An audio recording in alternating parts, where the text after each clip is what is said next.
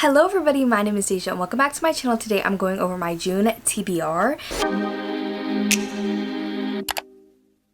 I obviously in front of my bookcases, I don't normally film here. Even when I'm at home, I generally film in my room because the bookshelves are cute. I like them, of course, like I love them, they're my babies, but I feel like a lot of people do like bookshelf backgrounds, so I try to be a little bit different and have a little bit of a different aesthetic background. But here we are today in front of the bookcases because we're filming my TBR, and I started doing my TBRs a little bit different a couple months ago where I kind of go over options with y'all for each prompt for my spinner wheel, and I would like to keep that going because I feel like it's nice to kind of like talk over potential options. And if I tried to film this upstairs, I would have to like haul all those books up the stairs, which would take more time, and I also have to get them back down, and it's going to be messy. So I thought the best idea would be to just film in the library, which means that I'm relying mostly on natural light. And so we are going to be going over my June TBR. As I said, I'm not participating in any readathons because in May I was a game master for the Escape the Readathon, and while I didn't have to read any set prompts, I was trying to read more.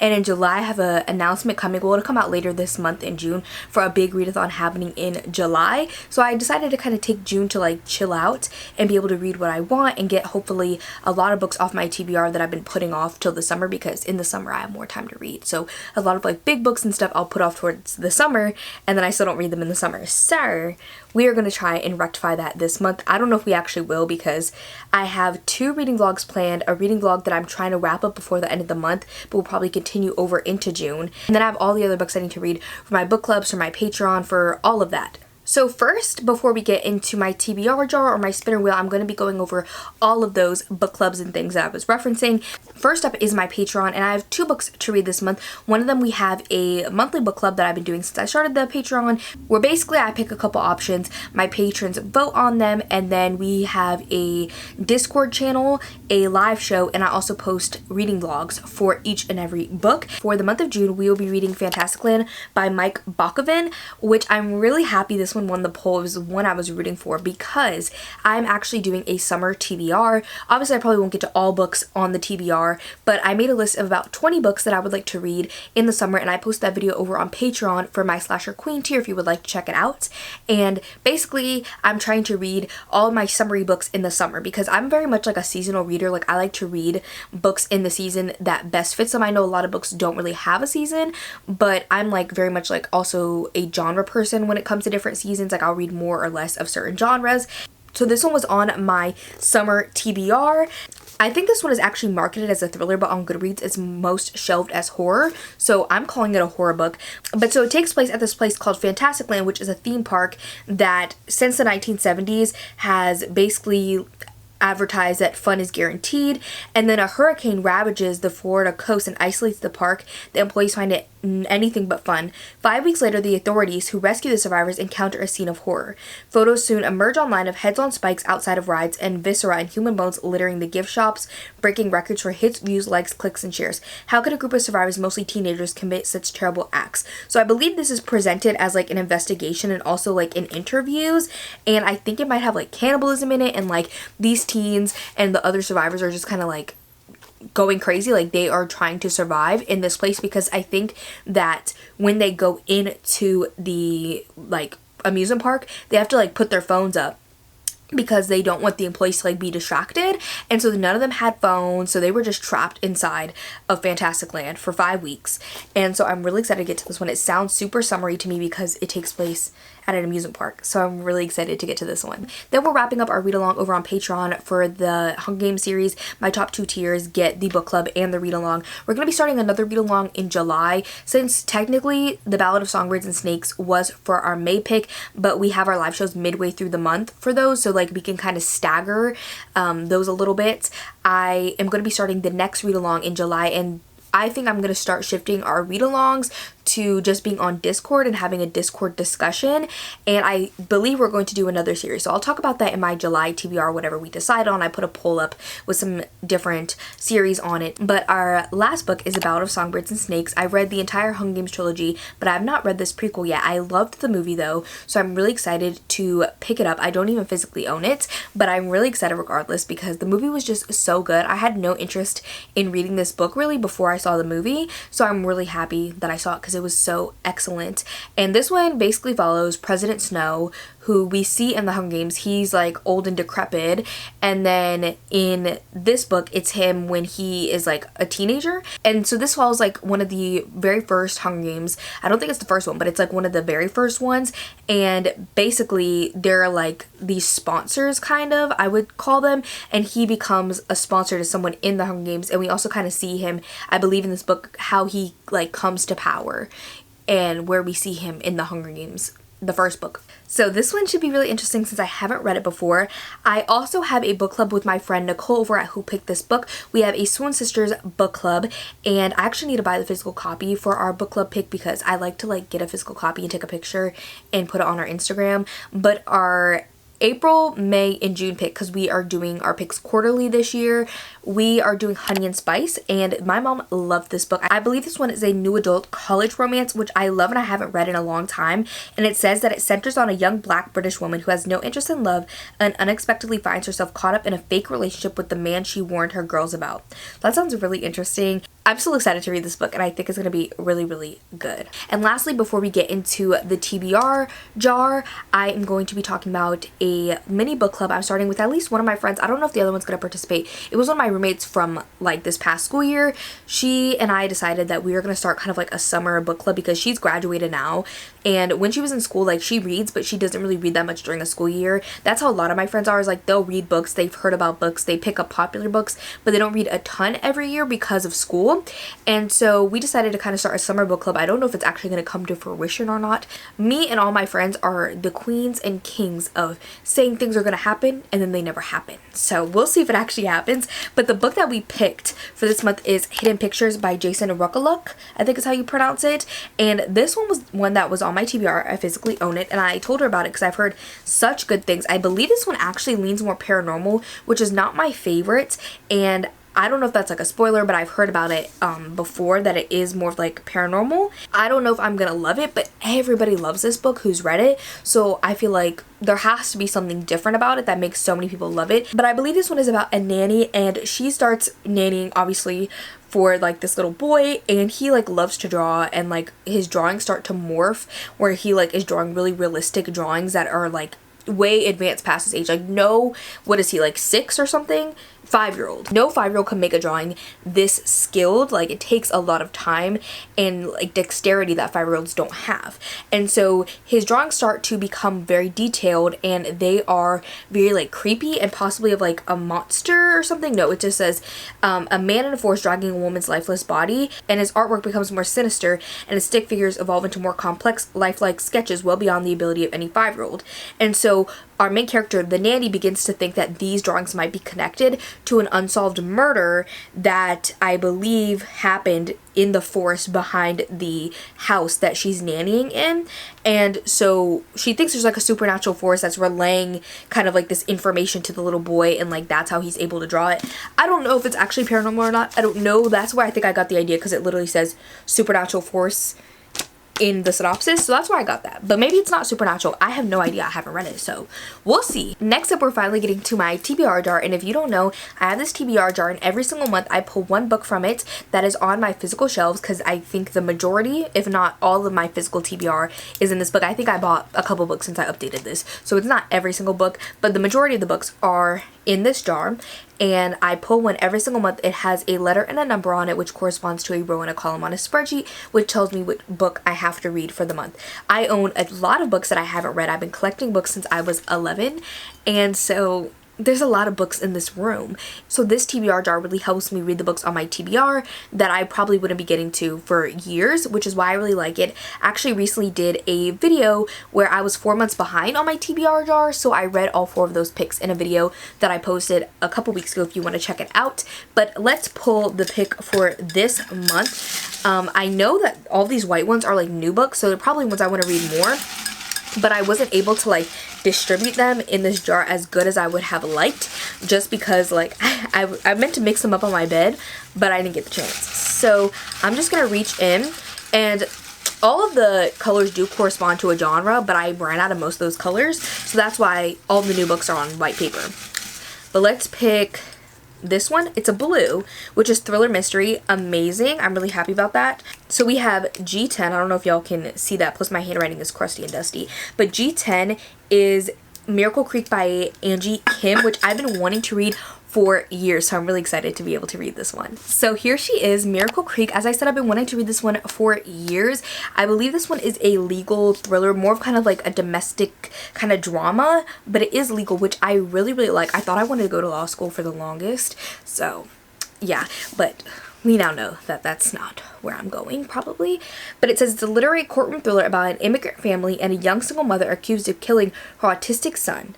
Woo! That sounds like it's gonna be really, really good and just like dramatic, and I am really, really excited to pick this one up. I don't really want to know much more. I am just so excited to pick this one up because I've been meaning to read it for so long. And the last thing that we're going to be doing, and the last thing that we're going to be going over, is my spinner wheel. Every single month I spin around 5 times depending on how busy the month is, never less than 5. So today I'm going to do a 5, and I spin, get a prompt, and I pick a book to fulfill the prompt. And if I don't read all the prompts by the end of the month, or the majority of them, then I have to take a punishment. So here's my TBR for last month. The one that's missing is Bloom, which I did read. It was for a cover that has my favorite color on it, because my favorite color I think is green.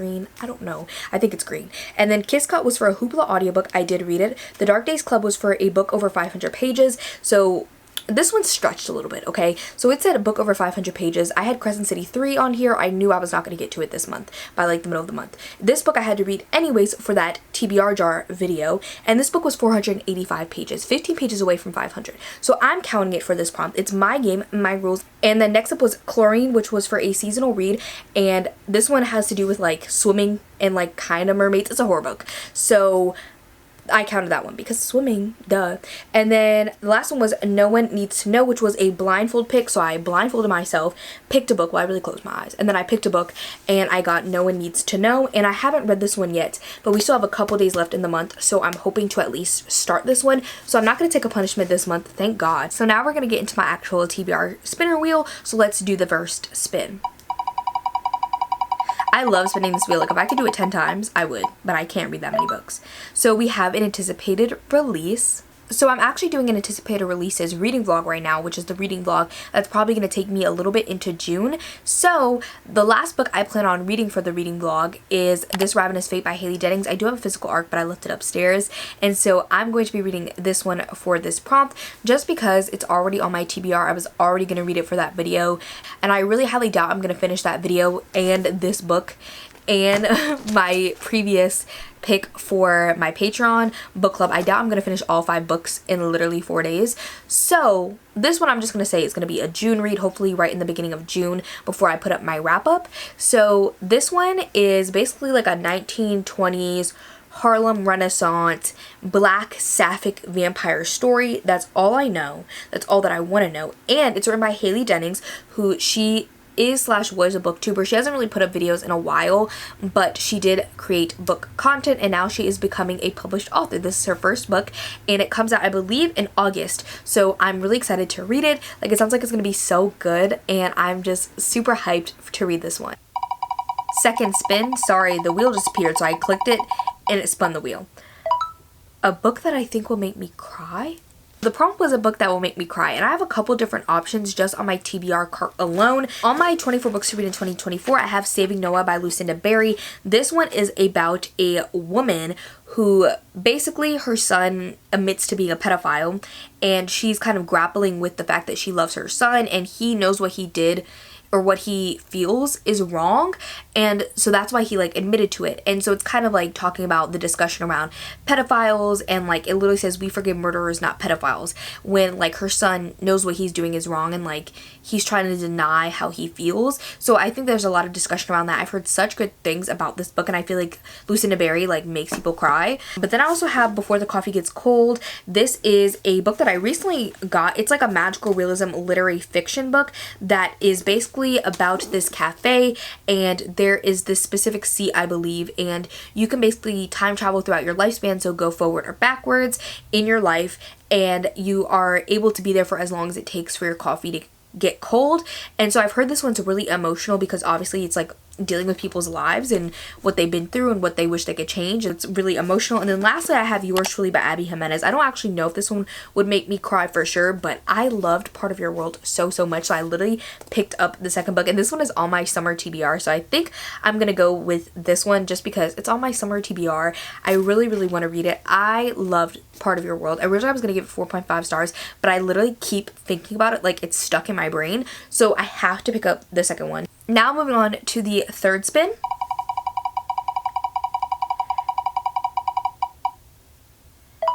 I have a mom pick. This and this are my top books that I want to read. Those books I've already read, but these are the top books I want to read, but you could pick any book. This is fantasy. I already gave you the tour, so you can pick what you want. Any book in here? Any book. Or a book that you have on your mind that I don't own that you want me to read. What's this one? That's fantasy. Oh, this is fantasy? Fantasy and sci-fi. And what's all this? I already gave you the tour. Yeah, I know. This is contemporary literary fiction, thrillers, thriller and horror, romance, this one, and historical fiction. You want Just Like Mother? The book my mom ended up picking is Just Like Mother by Anne Hetzel. I've heard really good things about this book. I've been really wanting to read it. I told her the TBR cart is my most want to read books, and it has like a lot of my summer TBR in it, my 24 books to read in 2024. Of course, she just went for a random book on the shelf, but she said this one was calling out to her. I believe this one's also cool to you. I'm going to read some of the synopsis, so we'll see. It says, the last time Maeve saw her cousin was the night she escaped the cult in which they were raised. For the past 2 decades, Maeve has worked hard to build a normal life in New York City, where she keeps everything and everyone at a safe distance. When Andrea suddenly reappears, Maeve regains the only true friend she's ever had. Soon she spends more time at Andrea's remote Catskill estate than in her own cramped apartment. Maeve doesn't even mind that her cousin's wealthy work friends clearly disapprove of her single lifestyle. After all, Andrea has made her fortune in the fertility industry. Baby fever comes with the territory. The more Maeve immerses herself in Andrea's world, the more disconnected she feels from her life back in the city. And the cousin's increasing attachment triggers memories Maeve fought hard to bury. But confronting the terrors of her childhood may be the only way for Maeve to transcend the nightmares still to come. So, that's what this book is about. It sounds really good. I've heard really good things, so I'm excited that my mom picked it. I'm really happy that she was able to pick it even though she's sick. So, that was nice of her.